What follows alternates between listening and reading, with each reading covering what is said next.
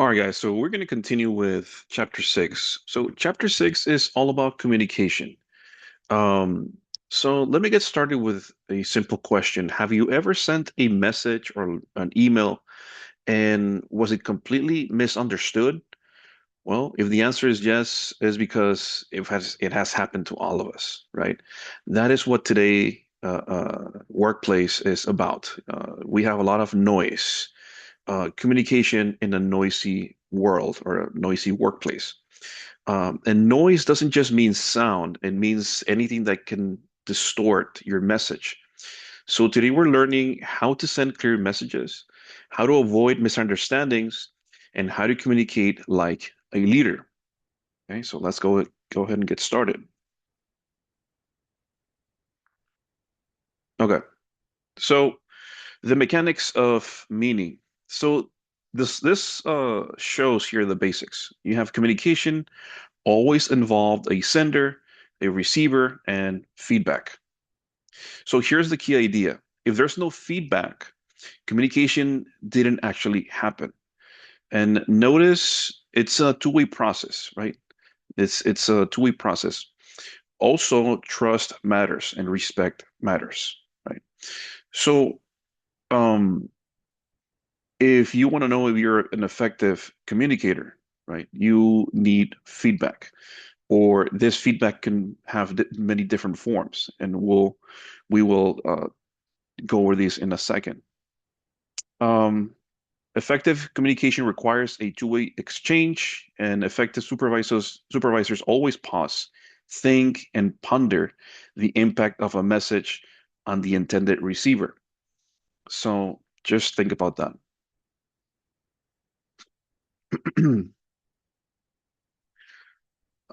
So in today's day and age, we live in overload.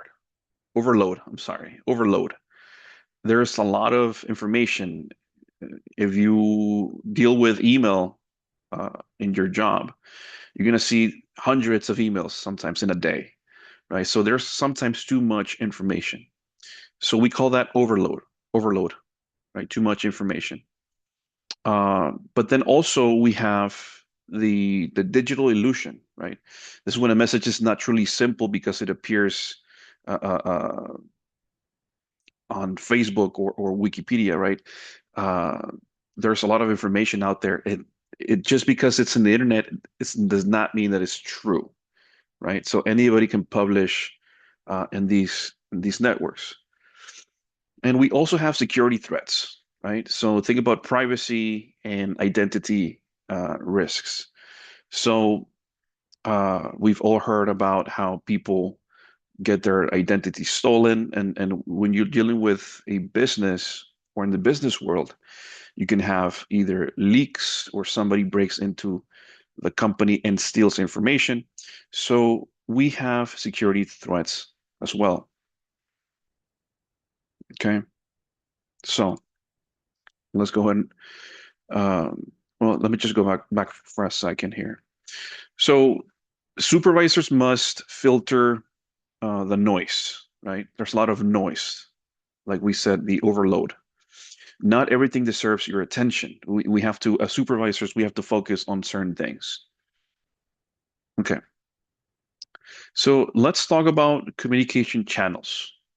Okay, and think about communication channels as ways we communicate at work, right? We have the formal channels, which is, it could be like an email from the supervisor, from upper management, one-on-ones with supervisors, one-on-ones with team leaders.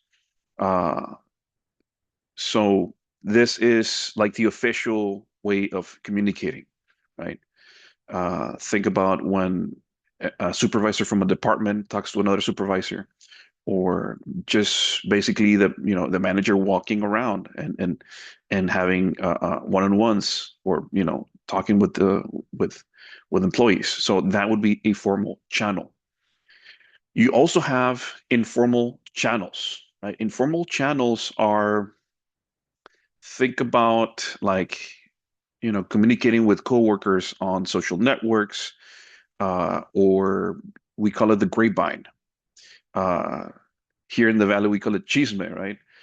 The grapevine is, rumors. You heard this from so and so, and he or she heard it from so and so, and this is called the grapevine.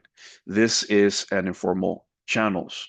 Now, this is not the preferred way of communicating in the workplace, especially if you're a supervisor, because informal channels tend to be very unreliable, right? There's a lot of rumors.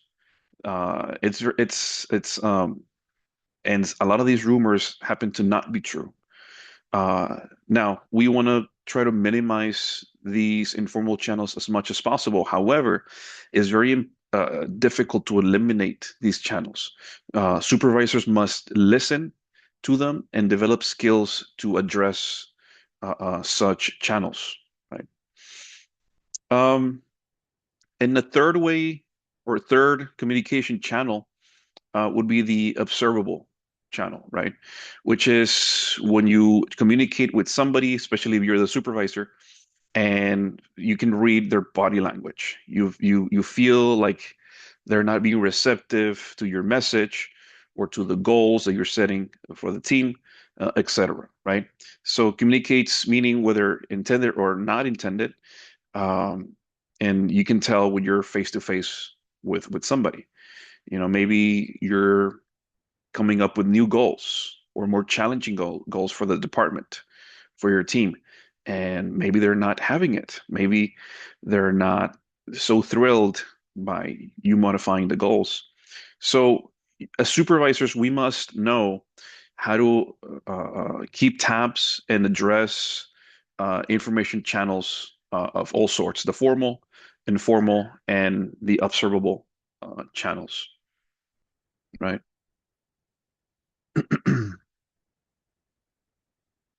Now, let's focus here on grapevine and body language for a second. Um, Grapevine, like I said, it's rumors, right?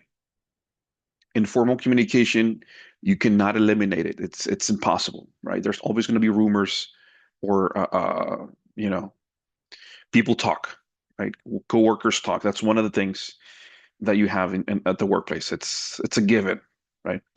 Uh, then we have body language. So body language, you can tell almost instantly, right? However, it's not always universal. People are different. People have different cultures. People from different countries or different nationalities or cultures might respond different to communication, to one-on-one communication. Uh, it's not universal, but it can be very powerful, right? Especially if you know that worker and you know how they behave, so you can read that body language and you can understand what they're feeling. Let me see. Am I missing something? Face-to-face communication provides immediate physical. Yeah, I mean, you can tell right away if somebody is not being receptive, or if the message is misunderstood or understood, right? Okay, let's go to the next slide here. So let's talk about noise. This is where things go wrong, right? Your message goes through some lenses. Let's call them lenses. First, you have the status lens. This is when you take into account power differences, right? You, as the supervisor, you're conveying this message, and it might be distorted, right, based on responsibility and power. If somebody is in a higher position of power, uh, we call this the status lens, right? So this might be distorted a little bit. Then we have the filtering lens.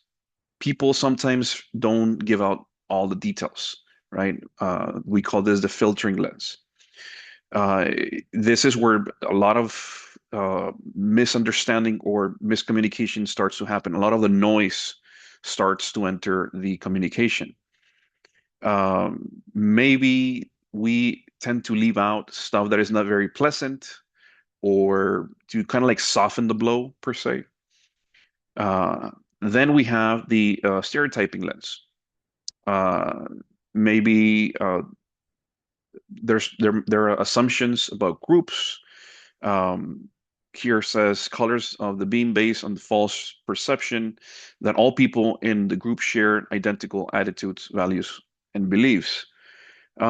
Maybe you as the supervisor, you're assuming that everybody is on the same boat, and this is where there's different opinions, and this might distort the message a little bit. And then you have the jargon, right? Maybe you are not being effective at conveying technical language or technical talk when it comes to performing a task or a goal. Maybe not everybody is at that same level, and basically they're not understanding what you're saying. Maybe you tend to be very technical and talk about, part numbers and code, what have you. Something that not everybody understands, but it pertains for the project, for the goal. And all of these lenses, this is your message, right? And your message has to go through all of these lenses. And we as supervisors, as managers, we want to, or we should try that the message, even though it goes through some of these lenses, that the message arrives to this end almost, as it went in. We want to keep it as intact as possible, right? So here it is. Noise refers to any obstacle that distort messages between people. It could be tension, anxiety.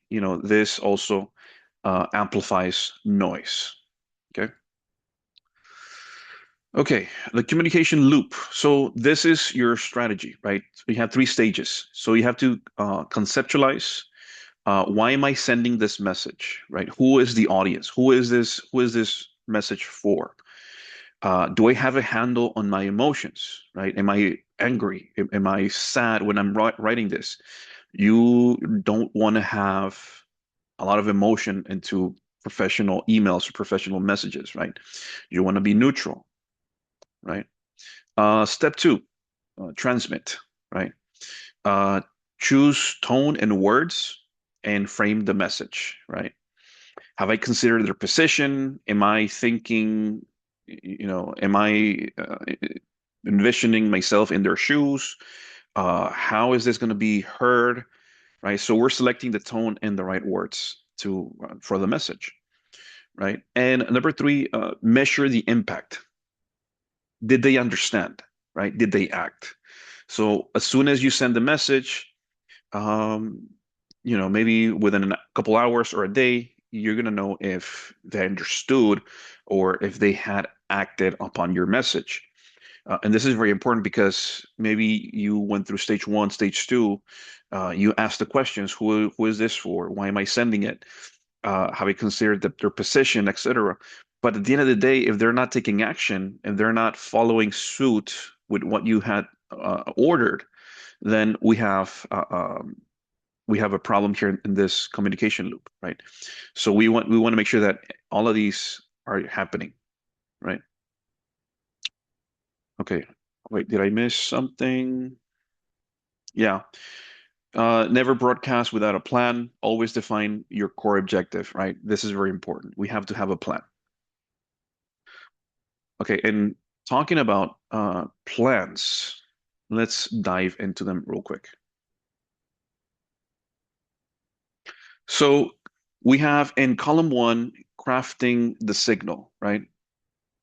So we have to know the objective and the plan of the message, right? What do we want to achieve with this message? What is the purpose of this email or this text or what have you, right? I like this one very much. Deploy the KISS technique, right? KISS stands for keep it short and simple, right? Break the message into manageable pieces for maximum impact and avoid long and complicated words, right? This is very simple. Just keep it as simple as possible while mentioning all the whatever you're trying to achieve, right? And whatever you're trying to communicate to your team. Ensure timeliness. So provide employees with timely, complete information and how exactly what's allowed, what's not allowed, how we're gonna do whatever you're trying to do, right? So this is crafting the signal, right? Crafting the message. Now, column two is securing the reception, right? So after receiving the message, stay calm, right? Um, we have to, give it time, right? Encourage questions and repeat and reinforce, right? So we have to, um, I know sometimes when we send an email, we want to know if they understood and if people, if your workers are ready to partake in whatever you're trying to do. But we have to remain calm. And again, anxiety just blocks understanding.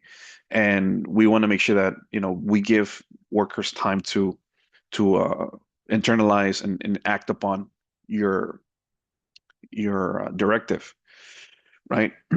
So always force a two-way communication, two-way street, right? Always encourage questions, and take time to, if there's questions, to truly listen, right? Because this is when workers ask questions and they approach you, you want to be as open as possible so that they feel comfortable going to you. And that not only is better for the team, but it makes you a better communicator, right? A better leader, right? So repeat messages, right? The last part is repeat messages using different methods if necessary, and strictly reinforce your words, right? Sometimes you have to send a reminder, within a day, whatever, so that to make sure that, they haven't forgotten about the whatever you're trying to do. So reinforce and repeat.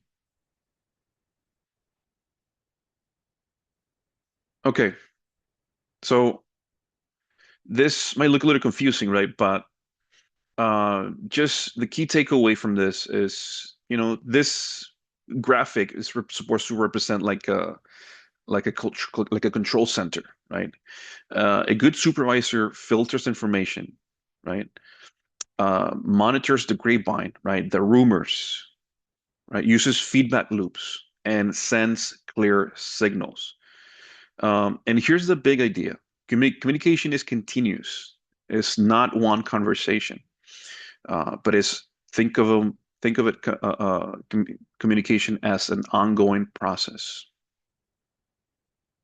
Okay. So this is the real world important. So think about this scenario, right? We have three phases. Plan and bring solutions, right? And this is when you're talking to your supervisor, right? So managing upward. So think about if you have a meeting with your boss, right? Never go unprepared, right? You have to go with the plan. What do you want to talk about? What are the things that you want to bring up? So anticipate problems, right? You don't want to go with your manager, right, with your supervisor and just convey problems, right? You want to bring solutions. This is how we can bring a solution to this problem. It's like, okay, we have this problem, but this is how we can tackle it, right? So ensure that alignment, you're in aligned with the goals and with the company, right? So this is the phase one preparation when you're going with a meeting with a higher up. Phase two, we have the execution, right? So be concise, straight to the point. You're with the boss, you're with your manager. You want to be as concise as possible. You don't want to waste anybody's time.